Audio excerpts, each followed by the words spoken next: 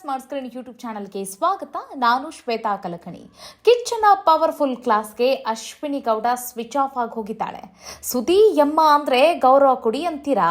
ನಿಮ್ಮ ಬಾಯಿಂದ cartoon idiot ಮುಚ್ಕೊಂಡು ಹೋಗು, ಇದನ್ನ ನೋಡಿದ್ರೆ ಹೇಳ್ಬೋದು ನೀನು ಎಲ್ಲಿಂದ ಬಂದಿದೀಯಾ, ಎಸ್ ಅವಳು ಅಂತ ಅಂದ್ರೂ ಸಹಿತ ಬೇರೆಯವರು ಸುಮ್ಮನೆ ಇರಬೇಕಾ ಅಂತ ಕಿಚ್ಚ ಅಶ್ವಿನಿಗೆ ಸರಿಯಾಗಿ ಗುಮ್ಮಿದ್ದಾರೆ. ಇನ್ನೊಂದು ಕಡೆಗೆ ಅದೆಲ್ಲ ಕಾಮಿಡಿ ಫನ್ಗಾಗಿ ಮಾಡಿದ್ವಿ ಅಂದು ತಗ್ಲಾಕೊಂಡ ಜಾನ್ವಿಗೆ ಕಿಚ್ಚ ಏನಂತಾರೆ ಅನ್ನೋದನ್ನ ಕಾದ್ ನೋಡ್ಬೇಕಷ್ಟೇ.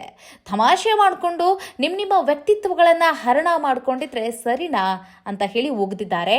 ಒಬ್ಬನ ಅಸ್ತಿತ್ವ, ಒಬ್ಬನ ಗೌರವ, ಒಬ್ಬನ ವ್ಯಕ್ತಿತ್ವ ಇನ್ನೊಬ್ಬರಿಗೆ ಆಟ ಸಾಮಾನ ಆಗಬಾರದು, ಯಾರಪ್ಪನ ಆಸ್ತಿನೂ ಅಲ್ಲ ಅಂತ ಕಿಚ್ಚ ಅಶ್ವಿನಿ ಮತ್ತು ಜಾನ್ವಿಗೆ ಚಾಟಿ ಬೀಸಿದ್ದಾರೆ.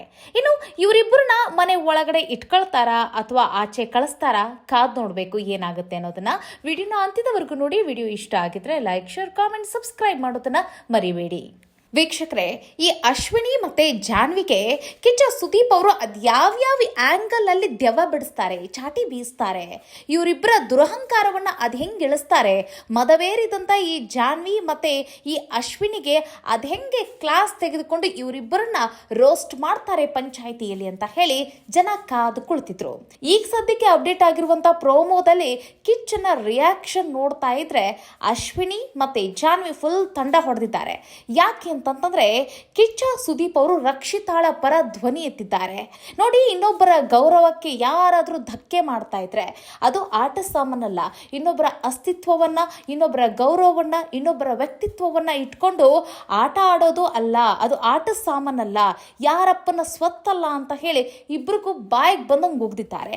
ಇನ್ನು ಈ ಸಮಯದಲ್ಲಿ ಈ ಪ್ರೀ ಪ್ರಾಡಕ್ಟ್ ಜಾನ್ವಿ ತೆಪ್ಪ ಕುತ್ಕೊಳ್ಳೋದನ್ನ ಬಿಟ್ಟು ತಮಾಷೆಗಾಗಿ ಫನ್ಗಾಗಿ ಮಾಡಿಬಿಟ್ವಿ ನಾವು ಅಂತ ಹೇಳಿ ಕಿಚ್ಚನ ಮುಂದೆ ತಗ್ಲಾಕೊಂಡಿದ್ದಾಳೆ. ಕಿಚ್ಚ ಸುದೀಪ್ ಅವರು ಗೌರವವನ್ನ ಹೆಂಗ್ ಕೊಡ್ಬೇಕು, ಹೆಂಗ್ ತಗೊಳ್ಬೇಕು, ಇನ್ನೊಬ್ಬರ ವ್ಯಕ್ತಿತ್ವವನ್ನ ಧಕ್ಕೆ ಮಾಡದಂಗೆ ಯಾವ ರೀತಿಯಾಗಿ ಇರಬೇಕು ಅನ್ನೋದ್ರ ಕುರಿತಾಗಿ ಎಳೆಯಾಗಿ ಪಾಠ ಮಾಡಿದ್ದಾರೆ. ಆದ್ರೆ ಈ ಸಂದರ್ಭದಲ್ಲಿ ಈ ಅಶ್ವಿನಿ ಯಾವ ರೀತಿಯಾಗಿ ರಿಯಾಕ್ಟ್ ಮಾಡ್ತಾಳೆ ಅನ್ನೋದೇ ಇಲ್ಲಿ ತುಂಬಾ ಕುತೂಹಲ ಮೂಡಿಸಿರುವಂತ ವಿಷಯ. ಒಂದಂತೂ ಇಲ್ಲಿ ಅರ್ಥ ಆಗ್ತಾ ಇದೆ, ಕಿಚ್ಚ ಸುದೀಪ್ ಅವರು ಕಳೆದ ಒಂದು ಪಂಚಾಯಿತಿಯಲ್ಲಿ ಹೋಗ್ಲಿ ಬಿಡುವಂತ ಬಿಟ್ಟಿರಲಿಲ್ಲ, ಇವರನ್ನ ಬಿಟ್ಟು ನೋಡ್ಬೇಕು ಅಂತ ಹೇಳಿ ಕಾದಿದ್ರು ಅಂತ ಅನ್ಸುತ್ತೆ. ಯಾಕೆ ಅಂತಂದ್ರೆ ಕಳೆದ ಒಂದು ಪಂಚಾಯಿತಿಯಲ್ಲಿ ಸುದಿ ಅಶ್ವಿನಿ ಅವರಿಗೆ ಆಯಮ್ಮ ಅಂತ ಹೇಳಿ ಪದವನ್ನ ಬಳಸಿದ್ದಕ್ಕಾಗಿ ಅಲ್ಲಿ ಗೌರವವನ್ನ ಕೊಡಬೇಕು ಅನ್ನೋದನ್ನ ಅವರು ಒತ್ತಿ ಹೇಳಿ ಅಲ್ಲಿ ಸಿಕ್ಕಾಕೊಂಡಿದ್ರು. ಸೊ ಆ ಒಂದು ಪದವನ್ನ ಈಗ ಮತ್ತೆ ಮೆಲಕ್ ಹಾಕಿದ್ದಾರೆ ಕಿಚ್ಚ ಸುದೀಪ್ ಅವರು. ನೀವು ಇನ್ನೊಬ್ಬರಿಂದ ಗೌರವವನ್ನ ಕೇಳ್ತೀರಾ, ಎಕ್ಸ್ಪೆಕ್ಟ್ ಮಾಡ್ತೀರಾ, ಅದೇ ನೀವು ಇನ್ನೊಬ್ಬರಿಗೆ ಗೌರವ ಕೊಡೋದಿಲ್ವಾ? ನೀವು ಇನ್ನೊಬ್ಬರಿಗೆ ಕಾರ್ಟೂನ್ ಅಂತಂದ್ರೆ ಓಕೆನಾ? ನೀವು ಇನ್ನೊಬ್ಬರಿಗೆ ಎಸ್ ನೋಡಿ, ಎಸ್ ಅಂತೆ ಅದಂದ್ರೆ ಏನು, ಸ್ಲಮ್ ಅಂತ ಅಂದ್ರ ಅಥವಾ SC/ST ಅಂತಂದ್ರ ಗೊತ್ತಿಲ್ಲ, ಇವಮ್ಮ ಯಾವ ಆಂಗಲ್ ಅಲ್ಲಿ ಮಾತಾಡ್ತಿದ್ದಾಳೆ ಅನ್ನೋದು ಗೊತ್ತಿಲ್ಲ, ಏನೇನೋ ಶಾರ್ಟ್ ಫಾರ್ಮ್ ಕೀವರ್ಡ್ಸ್ ಗಳನ್ನ ಇಟ್ಕೊಂಡ್ಬಿಟ್ಟವ್ರು ಇವರು. ಅದು ಏನು ಅನ್ನೋದನ್ನ ಪಂಚಾಯಿತಿಯಲ್ಲೇ ರಿವೀಲ್ ಆಗ್ಬೇಕು, ಎಸ್ ಅಂದ್ರೆ ಏನು ಅನ್ನೋದಂತ. ಇನ್ನೊಂದು ಕಡೆಗೆ ಇದನ್ನೆಲ್ಲ ನೋಡಿದ್ರೆ ಹೇಳ್ಬೋದು, ನೀ ಎಲ್ಲಿಂದ ಬಂದಿದ್ಯಾ, ಏನ್ ಪಾಕಿಸ್ತಾನದಿಂದ ಬಂದಾಳ ರಕ್ಷಿತಾ ಶೆಟ್ಟಿ?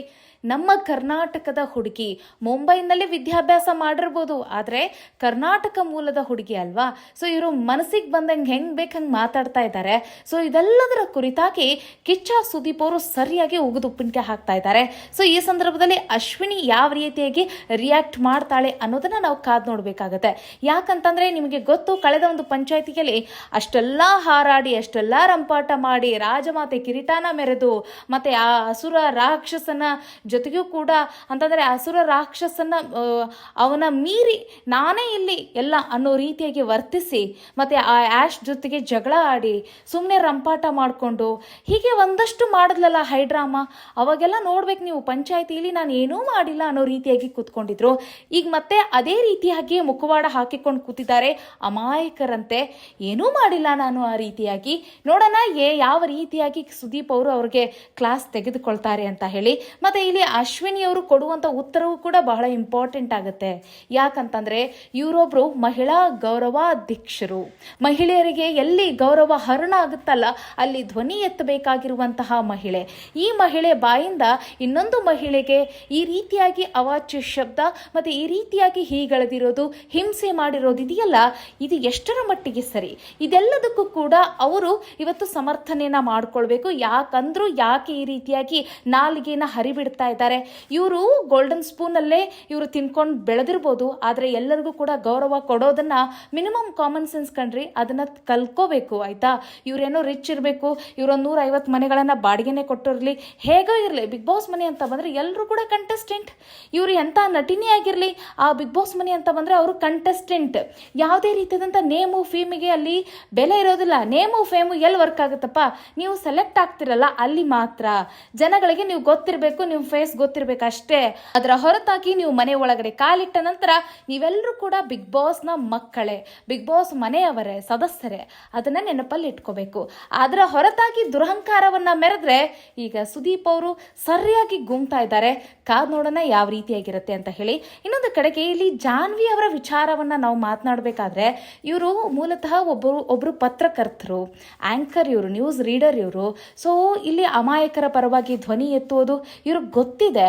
ಮತ್ತೆ ಯಾವಾಗ ಎಲ್ಲಿ ಏನ್ ಮಾತಾಡಬೇಕು, ಹೇಗಿರಬೇಕು, ಯಾರಿಗೆ ಹೆಂಗೆ ಗೌರವವನ್ನು ಕೊಡಬೇಕು, ಗೌರವವನ್ನು ಪಡಿಬೇಕು, ಯಾರು ಕೊಟ್ಟಿಲ್ಲ ಅಂತಂದ್ರೆ ಅಲ್ಲಿ ಧ್ವನಿ ಎತ್ತಬೇಕಾಗಿರುವಂತಹ ಜಾನ್ವಿ ಇನ್ನೊಬ್ಬರ ಕುರಿತಾಗಿ ಅಪಹಾಸ್ಯವಾಗಿ ಮಾತನಾಡೋದು, ಅಗೌರವ ತೋರುವುದು, ಅವರ ಮೇಲೆ ದುರಹಂಕಾರವನ್ನು ಮೆರೆಯೋದು, ಇದೆಲ್ಲವನ್ನ ಮಾಡಿದ್ಲಲ್ಲ.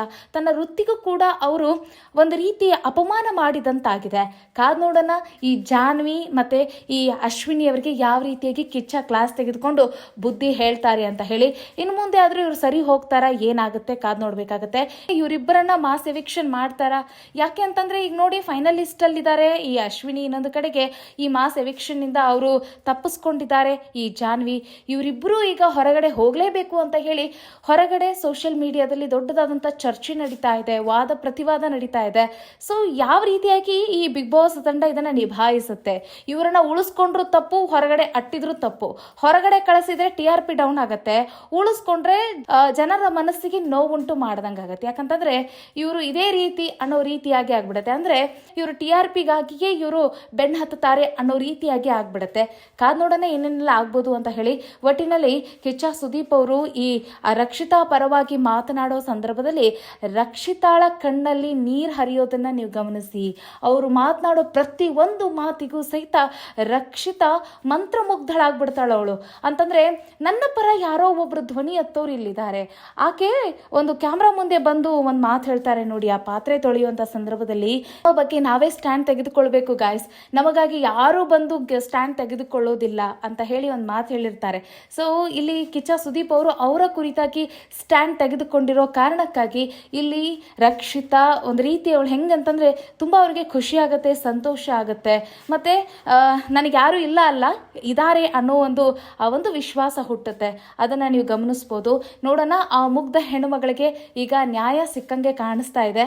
ಬಟ್ ಏನಾದರೂ ಇದು ಪ್ರೋಮೋಗಾಗಿ ಇದಿಷ್ಟನ್ನೇ ತೋರಿಸಿದಾರ, ಅಥವಾ ಈ ಎಪಿಸೋಡಲ್ಲಿ, ಆ ಪಂಚಾಯಿತಿಯ ಎಪಿಸೋಡಲ್ಲಿ ಎಲ್ಲ ಡಮ್ಮಿ ಆಗಿರುತ್ತಾ?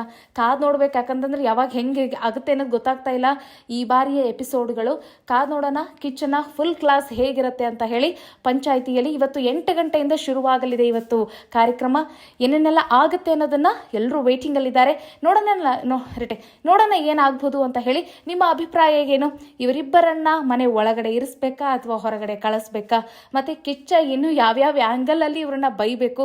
ಇನ್ನು ರಕ್ಷಿತಾಗೆ ಇನ್ನೇನಾದ್ರೂ ಒಂದು ಪವರ್ಫುಲ್ ಆಗಿರುವಂತಹ ಒಂದು ಪವರ್ ಏನಾದ್ರೂ ಕೊಟ್ರೆ ಏನಾಗ್ಬೋದು? ಕೊಡ್ತಾರಾ? ಅಥವಾ ಈ ಫೈನಲಿಸ್ಟ್ಗಳ ಈ ಒಂದು ಆಯ್ಕೆಯಲ್ಲಿ ಇಲ್ಲಿ ರಕ್ಷಿತಾಳಿಗೂ ಕೂಡ ಏನಾದರೂ ಚಾನ್ಸಸ್ ಸಿಗ್ಬೋದಾ? ಇನ್ನೊಂದು ಕಡೆಗೆ ಇಲ್ಲಿ ರಕ್ಷಿತಾಳಿಗೆ ಕಿಚ್ಚನ ಚಪ್ಪಾಳೆ ಸಿಗುತ್ತಾ?